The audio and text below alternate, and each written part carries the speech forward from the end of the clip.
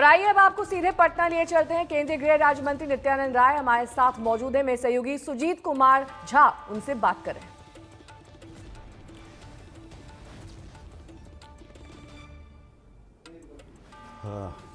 हमारे साथ गृह राज्य मंत्री नित्यानंद राय जी हैं।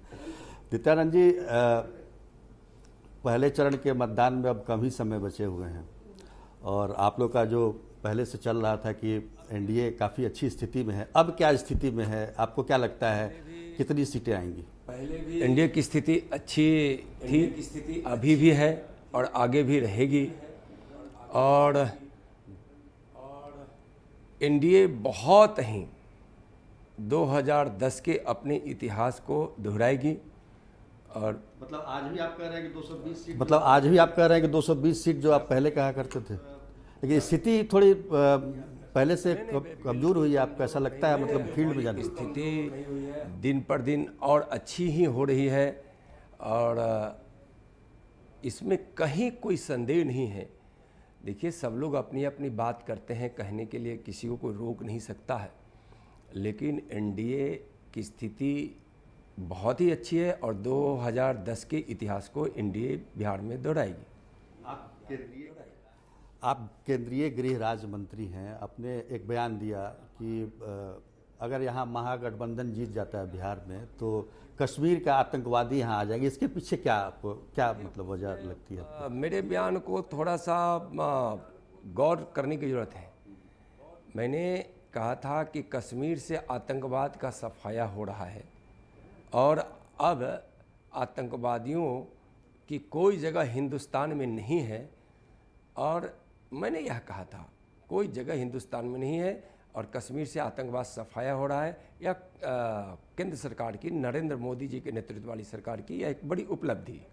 आपको लगता है कि मतलब एनडीए की स्थिति अच्छी है, लेकिन ग्राउंड पे जाने पर लगता है कि सरकार के प्रति काफ़ी नाराज़गी है, खासतौर पर युवाओं में देखा जाए रोजगार को लेकर।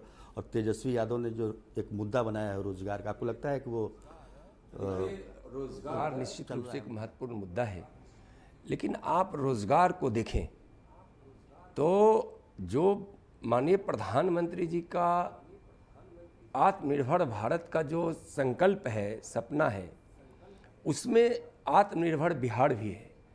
और आत्मनिर्भर बिहार में औद्योगिक क्रांति से, कृषि क्रांति से, श्वेत क्रांति से और नीली क्रांति से यहाँ एक जो क्रांति आने वाली है इन सब क्षेत्रों में, उसके माध्यम से बिहार के करोड़ों युवाओं को, उसमें करोड़ों लोगों को रोजगार मिलेगा। लेकिन ये तो सरकारी नौकरी की बात कर रहे हैं। तेजस्वी यादव ने जो अपना दाव खेला एक तरीके से कि 10 लाख लोगों को सरकारी नौकरी देंगे वो।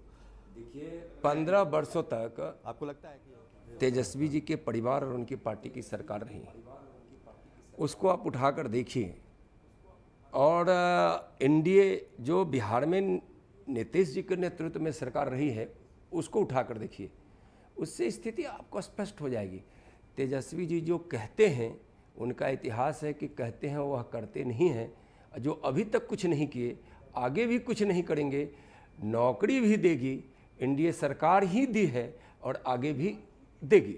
मैं आपको बिहार की एक बात बताना चाहता हूँ। आप देखिए किस प्रकार से बिहार के नौजवानों को रोज़गार देकर या एक नौकरी देकर किस प्रकार से बिहार में लोगों को अवसर दिया है। आप टोला सेवक की, विकास मित्र की, किसान सलाहकार की, रोजगार सलाहकार की, और जिस रूप में हो शिक्षकों की बहाली 3 लाख से भी ज़्यादा जो की गई है, वह सब नीतीश कुमार और युवा संतुष्ट नहीं है। मतलब हम फील्ड में जाते हैं जी। वह इस प्रकार से रोजगार के अवसर और नौकरी दोनों देने का काम नीतीश जी की सरकार की है, एनडीए की सरकार की है बिहार में। और जीविका की बहन से आप जाकर पूछिए और देखिए कि जहां लाखों बहनों को रोजगार के अवसर मिले हैं और उससे कितनी ज़्यादा प्रगति हुई है और लोगों के जीवन में कितना, खासकर ग्रामीण जीवन में जीविका के माध्यम से, शहरों में आजीविका के माध्यम से बिहार की एनडीए सरकार, नीतीश कुमार जी के नेतृत्व वाली सरकार ने बहुत सारा काम किया है, जिससे रोजगार भी मिले हैं, नौकरियां भी मिली, रोजगार भी मिले हैं, नौकरियां भी मिली। फिर कैसे तेजस्वी यादव दावा कर रहे हैं कि मुख्यमंत्री बनने जा रहे हैं वो, और आपको लगता है कि उनका कुछ चांस बन रहा है क्या? मैं उसमें एक लाइन और जोड़ना चाहूँगा। और एक तो बहुत ही कम मात्रा में जो नौकरी आरजेडी की सरकार में मिली, या उस परिवार को जो अवसर मिला था तेजस्वी जी को, तो नौकरी के बदले में क्या क्या देना पड़ा है यह किसी से छुपा हुआ नहीं है, और क्या क्या उपहार लिया गया हो, या उसको जो भी आप कह सकते हो, उपहारहीन तो ना कहेंगे, उसको कहेंगे कि नौकरी देने के बदले में कितने लोगों से किसी की ज़मीन बिक गई, ले ली गई, किसी की प्रॉपर्टी ले ली गई, और उतना ही नहीं, जितने लोगों को नौकरी मिली उससे कई गुना ज़्यादा लोगों से उनके लोगों ने एक तरह से वसूली की और उन लोगों को नौकरी नहीं भी मिली। तो यह तो बिहार देख रहा है कि किस प्रकार से बिहार के नौजवानों को और लोगों को अपने कार्यकाल में तेजस्वी जी की पार्टी और उनके परिवार की सरकार ने धोखा दिया है। भ्रम फैलाने के अलावा उनके पास कुछ नहीं है। अभी जो स्थिति दिख रही है बिहार में, आपको लगता है कि जेडीयू और बीजेपी काफ़ी लंबे समय तक साथ में थे, बीच में उनका आप लोगों का गठबंधन टूटा, फिर से जुड़े, तो ये जो बीच में जो गठबंधन टूटा उसका असर कुछ है कि लोगों का विश्वास उस तरीके का नहीं दिख रहा है 2010 वाला आज की स्थिति में? जदयू से गठबंधन है, जब से जदयू एनडीए में है, मन से गठबंधन है, मन से गठबंधन है, और जहाँ मन से गठबंधन होता है वहाँ मजबूती होती है, इरादे पक्के होते हैं।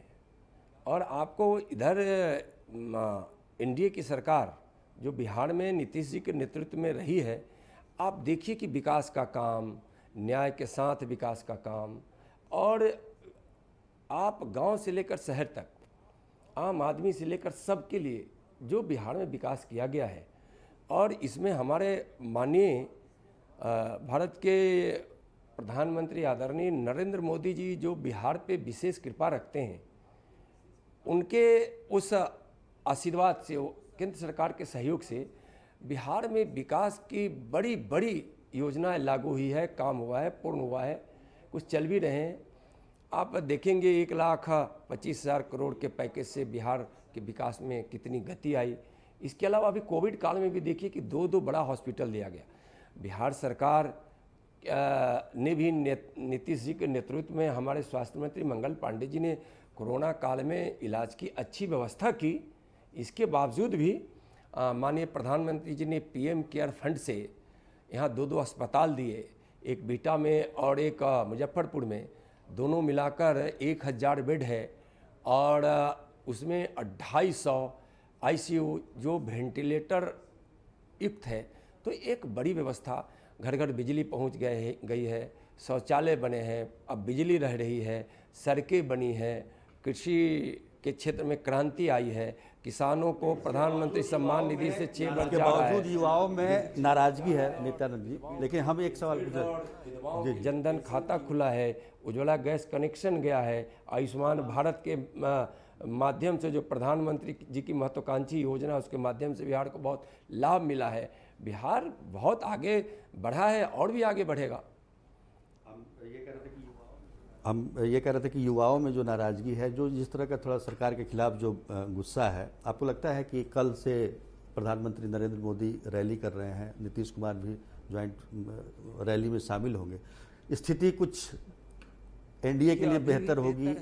देखिए अभी प्रधानमंत्री जी के आने से और बेहतर होगा, और पूरे देश समेत बिहार के, चाहे वो नौजवान हो, किसान हो, मजदूर हो, महिलाएं हो, हमारी माँ बहनें, जो भी हो, सब के मन में, चाहे व्यापारी हो, उद्योगपति हो, सबके मन में प्रधानमंत्री जी के प्रति आस्था है, विश्वास है।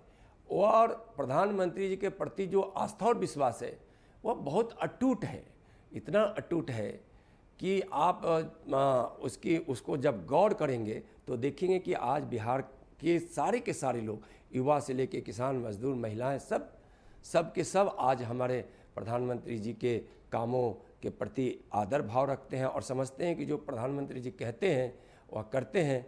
और 6 वर्षों के इस कालखंड को आप उठाकर देखेंगे तो भारत कहाँ से कहाँ पहुँचा है। इसलिए हमारे प्रधानमंत्री जी का जो नाम है और काम है उसका भी लाभ हमको बिहार के चुनाव में मिल रहा है। लाभ मिलेगा तो लाभ मिलेगा तो दोनों पार्टियों को मिलेगा। तो क्या लगता है कि किसको एनडीए में बीजेपी और जेडीयू में किसको सीट ज़्यादा आएगी?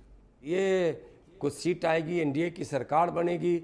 हम सारी सीटों को एनडीए की ही सीट मानते हैं। जो भी सीट आए, चाहे वह बीजेपी को आए या जदयू को आए या हम को आए या वीआईपी को आए, सारी की सारी सीटें एनडीए की सीट हैं। मुख्यमंत्री एनडीए की सीट, मुख्यमंत्री अगर सीट कम हुआ जेडीयू, मानिए हमारे केंद्रीय नेतृत्व का, हमारे आदरणीय गृह मंत्री जी का, हमारे आदरणीय राष्ट्रीय अध्यक्ष जी का, इन सब लोगों का स्पष्ट रूप से उन लोगों का बयान आया है कि हमारे मुख्यमंत्री नीतीश कुमार जी ही होंगे।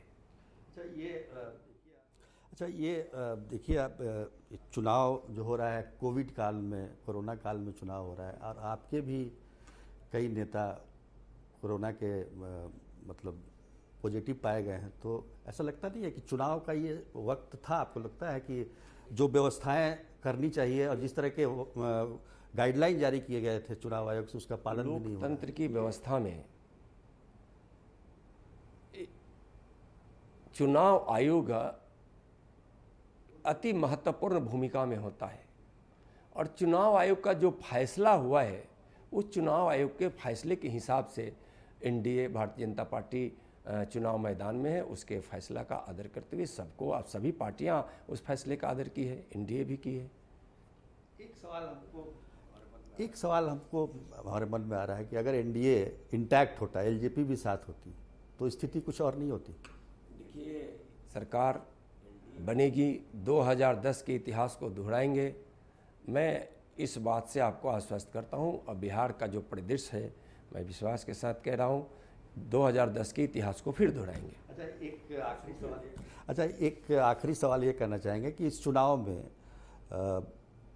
पाकिस्तान और चीन का मुद्दा कितना रेलेवेंट है इस? देखिए, चीन नहीं है, लेकिन माननीय प्रधानमंत्री आदरणीय नरेंद्र मोदी जी के नेतृत्व में देश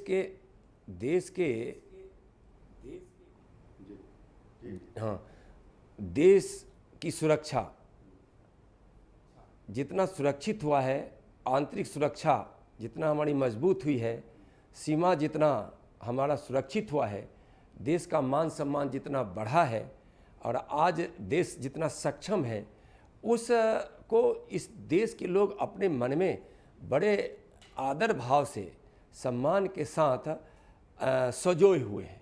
इसलिए यह राष्ट्रवाद का मुद्दा निश्चित रूप से एक बड़ा मुद्दा है और देश से बढ़कर तो कुछ है ही नहीं।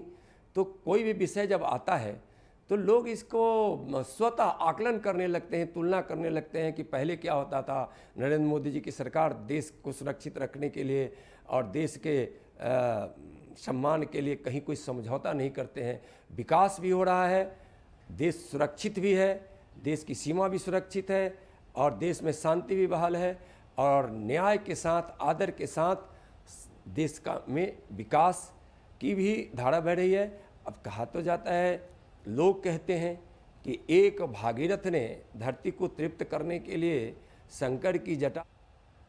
केंद्रीय गृह राज्य मंत्री नित्यानंद राय को सुन रहे थे आप। इसी के साथ रुकना होगा शुरू से ब्रेक के लिए। फौरन होंगे हाजिर कुछ और खबरों के साथ। देखते रहिए आज तक।